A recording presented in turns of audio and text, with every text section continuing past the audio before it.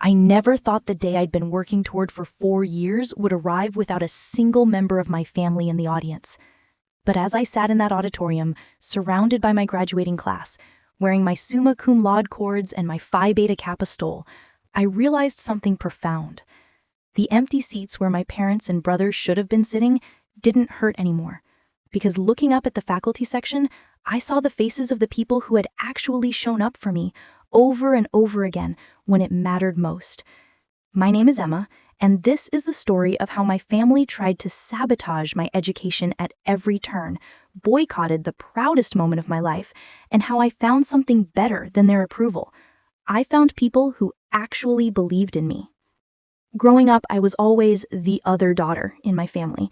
My older brother Marcus was the golden child, the one my parents pinned all their hopes and dreams on. He got straight A's effortlessly, played varsity soccer, and was captain of the debate team. I was decent at school, mostly B's with some A's, but I had to work twice as hard for half the recognition. My parents made sure I knew where I stood. "Emma, can you please try to be more like your brother?" my mother would say at least once a week, usually while Marcus was in earshot so he could smirk at me. "He just finished his AP chemistry homework in an hour. You've been struggling with regular biology for 3 hours. My father was even more direct. "Some kids are built for academics, sweetheart. Others have different strengths. Maybe you should think about a more practical path. My friend's daughter went to cosmetology school, and she's doing just fine." The comments started getting worse during my junior year of high school. Marcus had just gotten accepted to Cornell with a partial scholarship, and suddenly every conversation at the dinner table revolved around his brilliance and my inadequacy. I remember one night in particular, about 6 months before college applications were due. I'd just gotten a 92 on my AP literature exam, which I was proud of because I'd worked incredibly hard on that test. "That's nice, honey," my mother said absently, not even looking up from her phone where she was texting relatives about Marcus's latest academic award. "Did you hear your brother won the regional science Olympiad? The local paper wants to interview him." My father barely acknowledged my grade. "Emma, my mother and I have been talking. Have you thought about community college? It's more affordable, and honestly, it might be a better fit for your academic level. We can save the college fund for Marcus's graduate school. Cornell is expensive, even with the scholarship." Something shifted in me that night. I was tired of being invisible, tired of being the family disappointment. So I made a decision. If they thought I was mediocre, fine, let them think that. But I was going to prove them wrong, and I wasn't going to give them the satisfaction of watching me try. I started studying in secret. I'd tell my parents I was going to my friend Jessica's house, and instead I'd go to the public library 3 towns over where nobody knew me. I studied for the SAT like my life depended on it. I spent my weekends working through practice tests, memorizing vocabulary, drilling math concepts until my eyes burned. I joined online study groups, watched Khan Academy videos at midnight, and filled notebook after notebook with essay practice. When I took the SAT that December, I walked out of the testing center feeling different, confident, like maybe I was more than what my family saw. But I didn't tell them. When my parents asked how it went, I just shrugged and said, "Fine, I guess." The scores came back in January. I waited until everyone was out of the house, my hands shaking as I logged into the College Board website. 1520. I'd gotten a 1520. I sat there staring at the screen, tears running down my face. Marcus had gotten a 1360, and my parents had thrown him a celebration dinner at his favorite steakhouse. I closed the laptop and never mentioned my score. Not once. That spring, while my family obsessed over Marcus's college decision between Cornell and Boston University, I quietly submitted applications to 12 schools. Big schools, small schools, state schools, and yes, 3 Ivy League universities. I wrote my essays late at night, asked my English teacher, Mrs. Patterson, to write me a recommendation letter, and specifically requested she mail it directly to the schools, and I used my own savings from my part-time job at the bookstore to pay for all the application fees. My guidance counselor, Dr. Margaret Chen, was the only person who knew what I was doing. She called me into her office one day, in February. "Emma, I need to talk to you about your applications," she said, and my heart dropped. I thought somehow my parents had found out and made her cancel them, but instead, she smiled. "I've been a counselor for 23 years, and I have to tell you, your essays are some of the strongest I've ever read.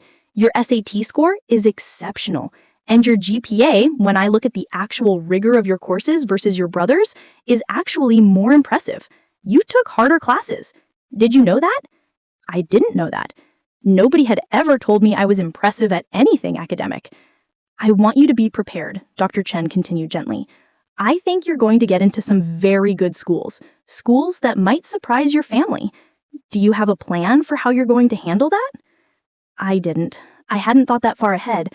I just knew I had to try. March rolled into April, and the house was insufferable. Marcus had decided on Cornell, and my mother had already started planning his dorm room, buying him new clothes, and posting on Facebook about her Cornell son approximately every 4 hours. Meanwhile, my parents kept pushing me toward the local community college. Have you submitted your application to Riverside Community yet? The deadline is coming. We really think it's the best choice for you, Emma. You can live at home, save money, and if you do well, maybe transfer somewhere after 2 years. I applied to a few places. I'm waiting to hear back. My mother laughed. Honey, you can't just wait around. You need to be realistic. Community college accepts everyone. You should have a plan. What they didn't know was that I'd already received 3 acceptance letters hidden in a folder under my mattress. University of Washington, University of Michigan, UC Berkeley. All yes. I was waiting on the others, but I already knew I had options. Good options. My Aunt Linda came over, wineglass in hand, already tipsy. So, Emma, what are your plans for next year? Are you taking a gap year? No, I'm going to college, I said. She patted my hand condescendingly. That's ambitious, sweetie. Good for you. Community college is a great stepping stone. My neighbor's son went that route, and he turned out just fine. He's a manager at Target now. I excused myself and went to the bathroom, locked the stall door, and checked my email. There was a new message. The subject line read, Your Stanford University admission decision. My hands shook so badly I almost dropped my phone. I couldn't breathe. I clicked it open. Congratulations. It is with great pleasure that I offer you admission to Stanford University's class of 2024. I read it 3 times. Then I read it again. Then I scrolled down and saw the second email sent an hour earlier that I'd somehow missed. Congratulations on your admission to Yale University. Additionally, we are pleased to inform you that you have been selected as a recipient of the Yale Scholars Award, which will cover the full cost of your attendance, valued at $320,000 over 4 years. A full ride to Yale. I sat on that toilet in that restaurant bathroom and I sobbed silently into my hands while my family celebrated my brother's partial scholarship to Cornell in the next room. I didn't tell them. Not that night. I walked back out to that party, sat back down at my corner table, and watched my parents glow with pride over their son. My father gave a speech about Marcus's hard work and dedication, about how proud they were, about how they always knew he was destined for greatness. He didn't mention me once. When we got home that night, I logged into my portal one more time. There was a third email. Princeton. Also accepted. No full scholarship, but significant financial aid. I had gotten into Yale with a full ride, Stanford, and Princeton. The family disappointment, the daughter who wasn't built for academics. I had outperformed my golden child brother by every measurable metric, and they had no idea. The question was, when would I tell them? And honestly, at that moment, I wasn't sure I wanted to. The next few weeks were surreal. I'd committed to Yale, obviously.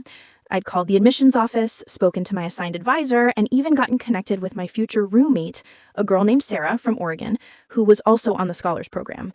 I'd filled out housing forms, registered for orientation, and ordered my Yale gear online, all sent to Jessica's house. My parents, meanwhile, kept pestering me about community college. Finally, in early May, my mother sat me down for what she called a serious conversation. Emma, we're worried about you. You've been so secretive lately. You haven't enrolled at Riverside Community College yet, and you're running out of time. We need you to be responsible here. I'm not going to Riverside, I said quietly. My father looked up from his newspaper. Then where exactly do you think you're going? I got into some schools. I'm going to one of them. My mother sighed dramatically. Emma, we've talked about this. We can't afford to send you to some expensive state school. The college fund is going to Marcus. You need to be realistic about your options. I don't need the college fund. What does that mean? My father asked, his voice getting sharp.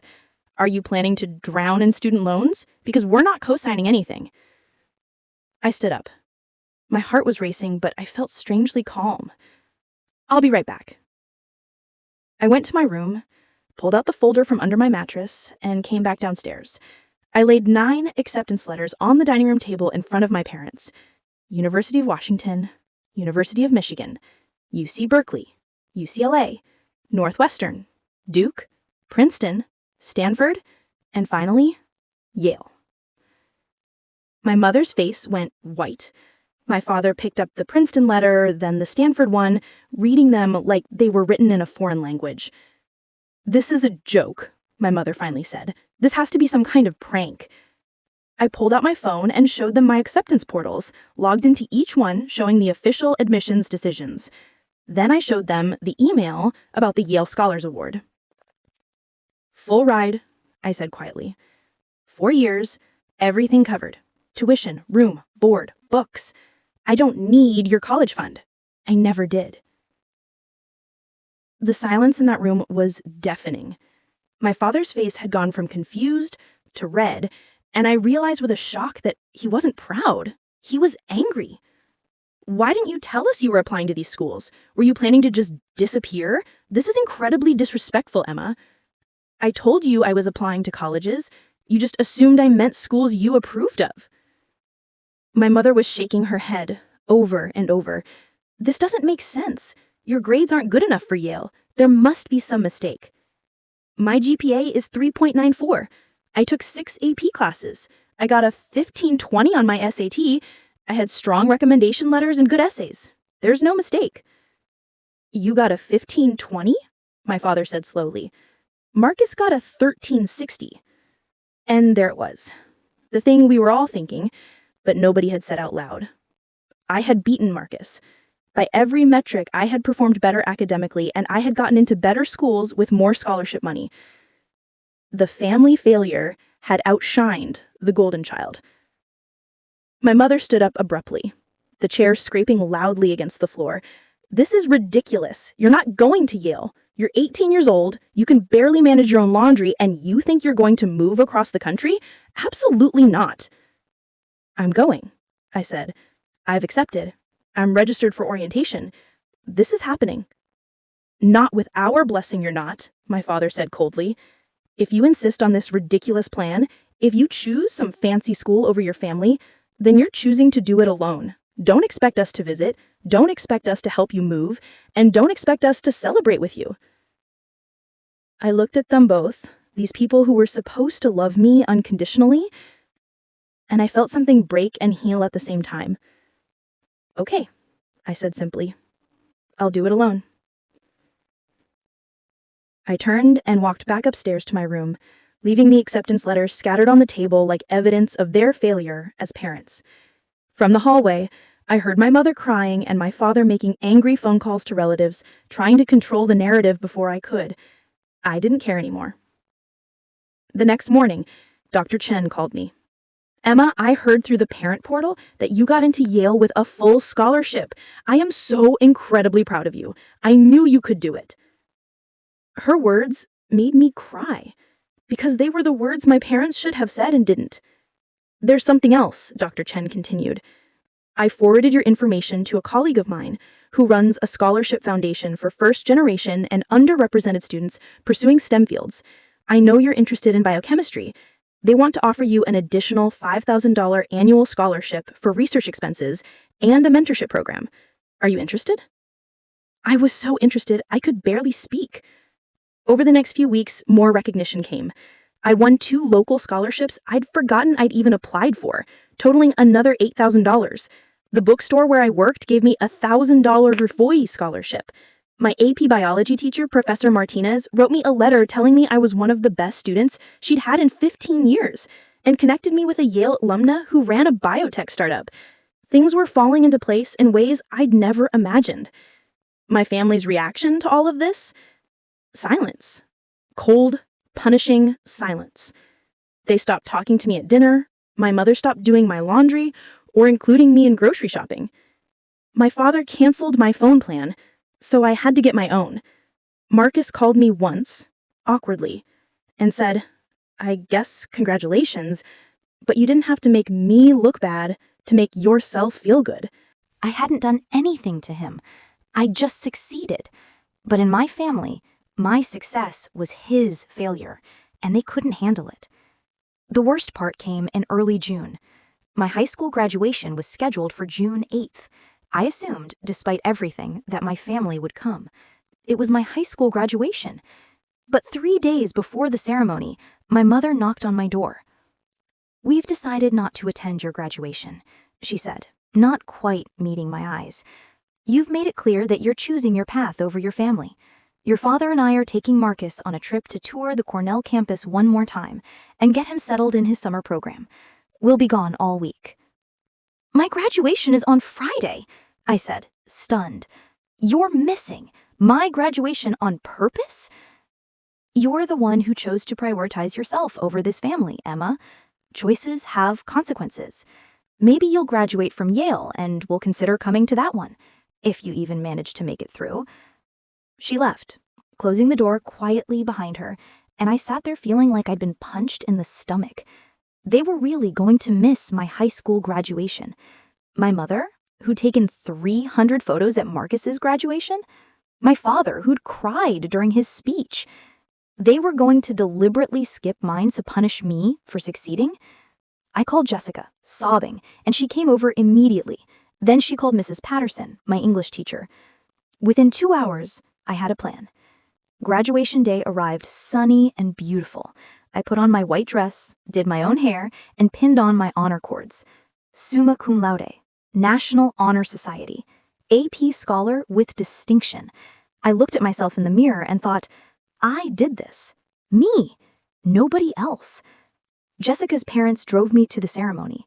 As we pulled up to the school, I saw Mrs. Patterson waiting at the entrance. She hugged me tight and said, "Your family is here." I was confused until I walked into the auditorium and saw them. Dr. Chen was there, dressed in a beautiful blue suit. Mrs. Patterson sat next to her. Professor Martinez was there with her husband. My bookstore manager, Linda, was there. Jessica's whole family had come. Even some of my classmates' parents who'd heard what happened had shown up. People I barely knew, just to make sure I had a cheering section. There was a whole row of people there for me. Not family by blood, but family by choice. People who'd seen me work hard, who'd believed in me, who'd shown up when it mattered. When they called my name, Emma Rodriguez, summa cum laude, Yale University, that whole row stood up and cheered. Dr. Chen was crying, Mrs. Patterson was waving, Professor Martinez whistled loudly. I walked across that stage with tears streaming down my face, and when I got my diploma, I held it up toward them, toward my real family, the people who'd actually earned the right to celebrate this moment with me. The empty seats where my parents and brothers should have been didn't hurt anymore. They just looked like what they were, irrelevant. After the ceremony, my chosen family took me to dinner. We went to the same expensive restaurant where Marcus had his party, and we laughed and celebrated, and for the first time in my life, I felt completely loved for exactly who I was. Dr. Chen gave me a gift, a beautiful journal with Yale's insignia embossed on the leather cover. "For your college journey," she said. "I want you to write down every success, every challenge, every moment, because you're going to do extraordinary things, Emma." That summer, I worked double shifts at the bookstore, saved every penny, and prepared for Yale. My parents maintained their silence. I moved through the house like a ghost, and they treated me like one. Marcus left for his Cornell summer program, and my parents threw him another party. I wasn't invited. In mid-August, Jessica's dad drove me to the airport. I had 2 suitcases, a backpack, and a future I'd built entirely by myself. My parents didn't say goodbye. They were running errands when I left, though I saw my mother's car parked 2 blocks away when we drove past. They couldn't even face me on my last day at home. Yale was everything I dreamed and more. My roommate Sarah became my best friend. My professors were brilliant and supportive. I joined a research lab my first semester and fell in love with biochemistry in ways I hadn't imagined possible. I made friends, joined clubs, and discovered parts of myself I'd kept hidden for years. Dr. Patricia Williams, my freshman advisor and biochemistry professor, took a special interest in my work. One day in October, she asked me to stay after class. "Emma, I've been reviewing your work and I think you have real potential for graduate-level research. Have you thought about what you want to do after Yale?" Maybe a PhD program, but that's years away. It's never too early to start preparing. I'd like to take you on as a research assistant in my lab, paid position, and it'll give you publication opportunities. What do you think? I think I might cry right there in her office. A professor at Yale believed in me enough to hire me, to mentor me, to invest in my future. The girl my parents said wasn't built for academics was being recruited for research by a renowned biochemist. I called Mrs. Patterson that night to tell her.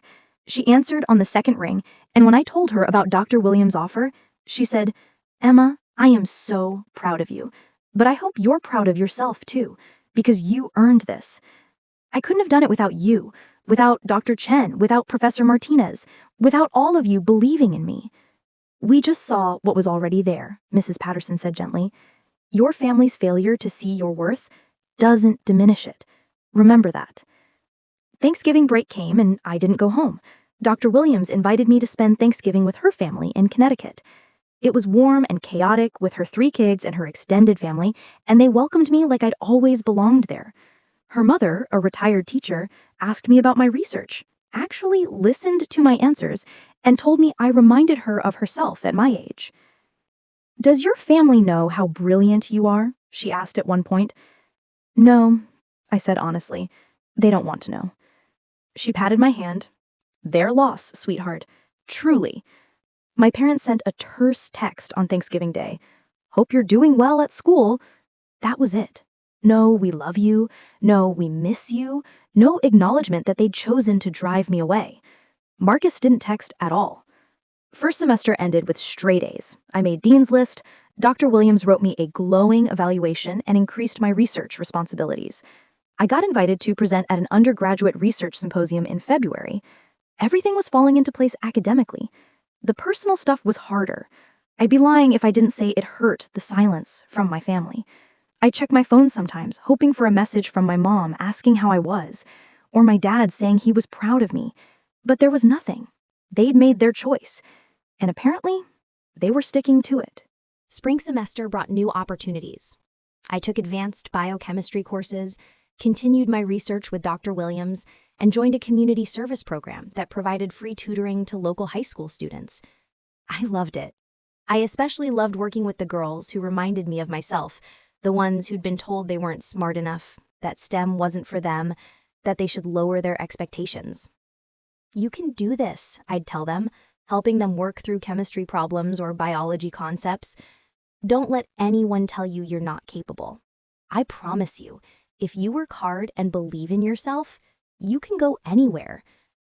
One of my students, a junior named Maya, got a nearly perfect score on her chemistry final. She hugged me, crying, and said, "You're the first person who ever made me feel like I could actually be a scientist." I thought about Mrs. Patterson, about Dr. Chen, about all the teachers who'd done that for me. The chain of belief, passing from one person to another. That night, I started writing a letter to each of them, telling them what their faith in me had meant, how it had literally changed my life. Mrs. Patterson wrote back immediately, "Emma, you've always had the strength inside you. We just held up a mirror so you could see it. I'm so grateful I got to be part of your journey, and I can't wait to see where you go next. Also, I hope you know that you have a home here with us anytime you need one. Jessica talks about you constantly, and I think of you as one of my own kids. Blood doesn't make family. Love does." That letter made me sob in my dorm room.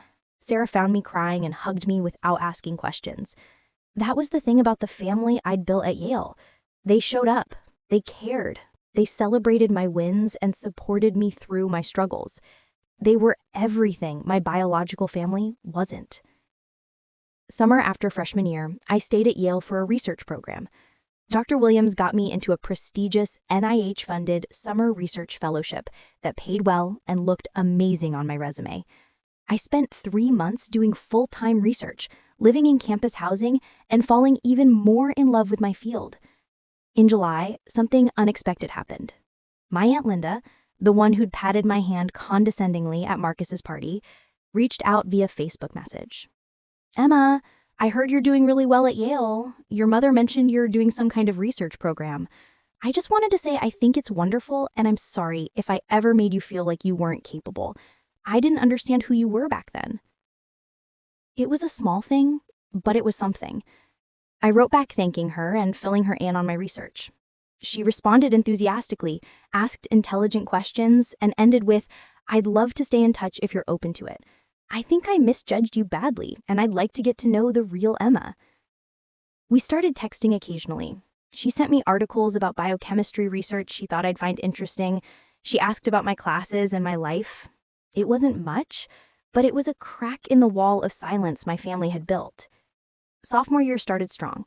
I declared my major officially as biochemistry with a minor in public health. I joined 2 more research projects. I started volunteering at a women's health clinic near campus. Dr. Williams nominated me for a competitive undergraduate research grant, and I got it. $15,000 to fund my own research project on antibiotic resistance patterns in hospital-acquired infections. When I told my friends, they threw me a surprise celebration in our common room. Sarah made a cake that said Dr. Emma in training. My research lab colleagues gave me a humorous card where they'd all signed with ridiculous fake titles. It said, "From your fellow science nerds, we knew you were brilliant from day one." These were my people. This was my home, and I was thriving in ways I never could have if I'd listened to my parents and gone to community college. I thought about that sometimes, the alternate timeline where I'd believed them about my limitations. I would have missed all of this. The research, the friendships, the professors who saw my potential, the opportunities that kept opening up. I would have made myself small to fit their expectations, and I would have been miserable. The email came in November of my sophomore year, completely out of nowhere. The subject line said, "Forbes 30 Under 30 nomination." I almost deleted it as spam, but I opened it, and it was real. Someone had nominated me for the Forbes 30 Under 30 list in the category of science.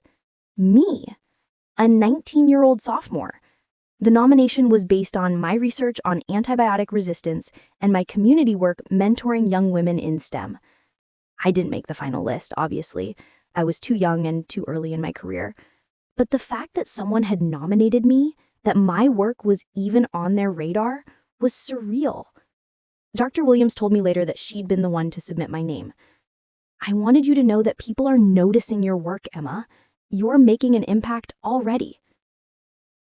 I should have been ecstatic, and I was, but there was this hollow feeling because the people who should have been proudest of me still weren't speaking to me. I'd accomplished so much in a year and a half, and my parents knew none of it. By choice, they'd chosen not to know their own daughter. Around that same time, I heard through Aunt Linda that Marcus was struggling at Cornell. He'd failed 2 classes freshman year, lost his partial scholarship, and was now drowning in student loans since my parents couldn't afford to make up the difference. He'd switched his major twice and was now on academic probation. Part of me felt vindicated. The golden child wasn't so golden after all. But mostly, I just felt sad. Sad that my parents had put all their expectations on him and broken under the weight. Sad that they'd pitted us against each other instead of supporting us both. Sad that we'd probably never have a normal sibling relationship because of the toxicity they'd created. "You should reach out to him," Sarah suggested one night when I was talking through my complicated feelings. Not to gloat, just to let him know you don't hate him. It's not really his fault your parents are the way they are. She was right. I sent Marcus a short email. "Hey, I heard things are tough right now. I know we're not close, but if you ever want to talk, I'm here. No judgment. College is hard and nobody should have to struggle alone." He never responded. And that hurt too. Junior year brought more research opportunities. leadership positions in campus organizations, and the start of the graduate school exploration process. Dr. Williams was pushing me to consider PhD programs, top ones, with full funding. You could have your pick of programs, Emma. MIT, Stanford, Johns Hopkins. You have the grades, the research experience, the recommendations. Start thinking about what you want. What I wanted was to keep doing this forever. The research, the discovery, the problem solving. I wanted to wake up every day excited about the questions I was trying to answer. And I wanted to keep mentoring young women, to be for them what my teachers had been for me. I started studying for the GRE that fall. I also started working on my personal statement for PhD programs, trying to articulate my journey without sounding bitter about my family situation. Mrs. Patterson helped me over video calls, reading drafts, and helping me find the balance between honesty and professionalism. Your story is powerful, Emma, she told me. The fact that you succeeded not just without family support, but despite active discouragement, that says everything about your character and determination. Programs will want to know that. But you're right to focus on the positive mentors too. Show them who lifted you up. I applied to 8 PhD programs that winter of junior year, all fully funded, all top-tier research universities, all programs where I could continue my work on antibiotic resistance and infectious disease. And then I waited. The acceptances started rolling in that March. MIT, Stanford, Johns Hopkins, UC San Francisco, Harvard. One by one, they said yes. Full funding, stipends, research assistantships. Every single program I applied to accepted me. 8 for 8. Dr. Williams literally screamed when I told her. She hugged me in the middle of the lab and everyone stopped working to celebrate. They popped a bottle of cheap champagne someone had stashed in the lab fridge, and we toasted to my future. "You're going to change the world, Emma," Dr. Williams said, her eyes shining. I absolutely believe that. I chose Stanford. The research fit was perfect, the location was beautiful, and the faculty I'd be working with were legends in the field. I accepted their offer in early April and immediately posted about it on social media, tagging all my teachers and mentors, thanking them for making it possible. The comments poured in. "Dr. Chen, I always knew you would do something extraordinary. Mrs. Patterson, watching you bloom has been one of the greatest joys of my teaching career. Professor Martinez, you're proof that when we see students for who they really are, amazing things happen." My parents didn't comment. They didn't like the post. Radio silence.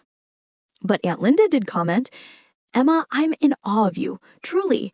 I wish I could say your parents will come around, but I don't know if they will. Their pride is too wounded. But please know that some of us are incredibly proud of who you've become, even if we don't say it enough." I messaged her privately. "Thank you. That means more than you know." She wrote back immediately, "Can I tell you something? Your mother showed me your Forbes nomination article last year. She printed it out. She has it. She reads it. She's proud of you, Emma. She just doesn't know how to admit she was wrong about you.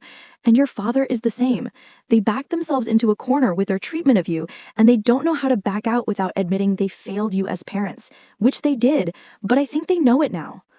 The revelation that my mother had kept the article about me, that she'd printed it and saved it, broke something open in my chest. They knew. They'd been watching from a distance, and they knew I'd succeeded, and they still couldn't bring themselves to reach out. That was somehow worse than if they had remained completely oblivious. Senior year at Yale was bittersweet. My classes were fascinating, my research was going incredibly well, and I was preparing for my transition to Stanford. But there was also the looming reality of graduation and the question of whether my family would show up this time. I didn't want to care. I told myself I didn't care. I had my real family now. Dr. Williams, Mrs. Patterson, Dr. Chen, my friends, my mentors, my chosen family. Their presence was what mattered. But late at night, I'd still find myself hoping my parents would surprise me, that they'd show up and finally tell me they were proud of me. 3 months before graduation, I got a text from my mother, the first direct communication in almost 4 years. "Emma, we heard you're graduating from Yale in May. Congratulations. We'd like to attend if you're comfortable with that." I stared at that text for an hour. Sarah found me frozen on my bed, phone in hand, and read it over my shoulder. "What are you going to say?" "I don't know," I whispered. "Part of me wants them there. Part of me thinks they lost the right to be there." "What does your gut tell you?" My gut told me that if they came, they'd make it about them. They'd tell people they'd always supported me. They'd try to take credit for my success. They'd play the proud parents for the cameras and erase 4 years of cruelty and silence. And I couldn't let that happen. I wrote back, "Thank you for reaching out. I've already made arrangements for graduation with the people who supported me through Yale. I don't think it would be appropriate for you to attend given our history. Perhaps we can work on rebuilding our relationship after graduation, but this particular milestone belongs to the people who actually showed up for me." My mother's response came an hour later. "That's incredibly hurtful, Emma. We're your parents. We have a right to be at your graduation." I didn't respond. Sarah hugged me while I cried angry, frustrated tears. "You made the right choice," she said firmly. "They don't get to skip the hard stuff and show up for the glory. That's not how this works." Dr. Williams agreed when I told her the next day. "Emma, you get to decide who celebrates your achievements with you. You've earned that right. Don't let anyone guilt you into giving them access to your life that they haven't earned back." Graduation day arrived sunny and perfect, exactly like my high school graduation 4 years earlier. But this time, I wasn't sad about the missing family. I was surrounded by the people who actually carried me here. Mrs. Patterson flew in from home and stayed with Dr. Chen, who'd driven up from Connecticut. Professor Martinez came with her whole family. Jessica was there with her parents. Dr. Williams and my entire research lab came wearing matching t-shirts that said Team Emma. My roommate Sarah's parents, who had basically adopted me over 4 years, were there. Aunt Linda came too, sitting right in the front row. When they called my name, Emma Rodriguez, Bachelor of Science in Biochemistry, summa cum laude, Phi Beta Kappa, the cheers were deafening. My people stood and screamed and clapped, and I walked across that stage knowing I was truly loved. Not conditionally, not with strings attached, but genuinely and completely loved for exactly who I was. Dr. Williams gave me a gift after the ceremony, a framed photo of our research team with a plaque that read, "Dr. Emma Rodriguez, future PhD, brilliant scientist, incredible human." I sobbed. These people had seen me, valued me, believed in me when my own family couldn't. The celebration dinner was at a beautiful restaurant overlooking the water. 20 people who'd shaped my journey all gathered to honor me. Mrs. Patterson gave a speech that made everyone cry. I taught Emma junior year of high school, and I saw immediately that she had something special. Not just intelligence, though she has that in spades, but resilience, the ability to keep showing up for herself even when others wouldn't show up for her. Emma, you've taught me as much as I ever taught you. You've taught me about courage, about grace, about the power of chosen family. I'm so honored to be part of yours. Dr. Chen spoke next. "I've been a guidance counselor for almost 3 decades, and Emma is one of the students I will never forget. Not because of where she got in, though that's remarkable, but because of who she is. She could have become bitter. She could have let her family's doubt poison her. Instead, she became kind. She became someone who lifts others up, who mentors young women, who uses her success to create opportunities for people who look like her. That's the real achievement." I could barely see through my tears.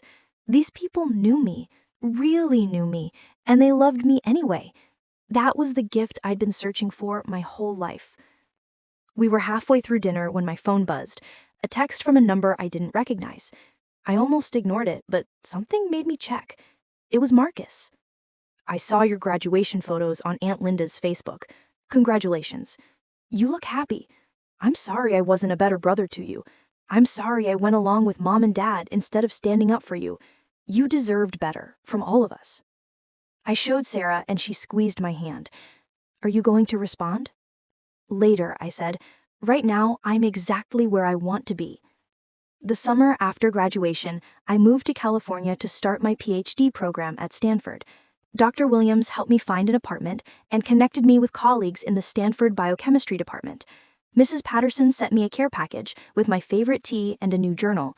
Dr. Chen called regularly to check in. My chosen family didn't disappear just because I was entering a new phase. They stayed. That's what real family does. My research at Stanford has been challenging and rewarding. I'm working on projects that could genuinely impact healthcare outcomes for millions of people. I'm mentoring undergraduate students, especially young women of color, trying to be for them what my teachers were for me. I'm building a life I'm proud of, brick by brick. I haven't reconciled with my parents. Maybe someday I will, maybe I won't. Marcus and I text occasionally now. carefully rebuilding something that might eventually resemble a sibling relationship. Aunt Linda visits when she's in California, but my real family, the people I call when something good happens or when I need support, those are the people who chose me when I needed them most. Last month, I got an email from a high school student named Alicia. She'd found my contact information through the mentorship program I volunteer with. Her email said, "I'm a senior and I'm the first person in my family going to college. My parents don't think I'm smart enough for university. They want me to stay home and get a job. But I have a 4.0 GPA and I want to study engineering. I saw your story online about getting into Yale even though your family didn't believe in you. Can you tell me how you did it? I need hope right now." I wrote back immediately, and we set up a video call. I told her everything: the secret studying, the hidden applications, the scholarships, the pain of not being believed in, and the joy of finding people who did believe. I told her about Mrs. Patterson and Dr. Chen and Dr. Williams. I told her about building a chosen family. You're not alone, and you're not limited by other people's vision for you. If you want to be an engineer, be an engineer. Work hard, find your people, and don't let anyone make you smaller than you are. She was crying by the end of our call. "Thank you," she whispered. "You're the first person who's ever told me I could do this." And that's when I realized the full circle had completed. I'd gone from being the girl nobody believed in to being the person who believes in others. My family's rejection hadn't broken me. It had redirected me toward my purpose. I was always meant to find these people, this community, this work. The path was just harder than it should have been. But I made it, and now I'm standing on the other side, reaching back to pull others through. That's what family does. Real family. We show up, we believe, we lift each other up, and we never, ever let each other walk alone. My name is Emma Rodriguez. I have a bachelor's degree from Yale, I'm pursuing my PhD at Stanford, and I'm surrounded by people who love me not despite my ambition, but because of it. My family boycotted my graduation because I chose school over them. But the truth is, I chose myself. And in doing so, I found a family that chose me back. That's not a loss. That's a victory.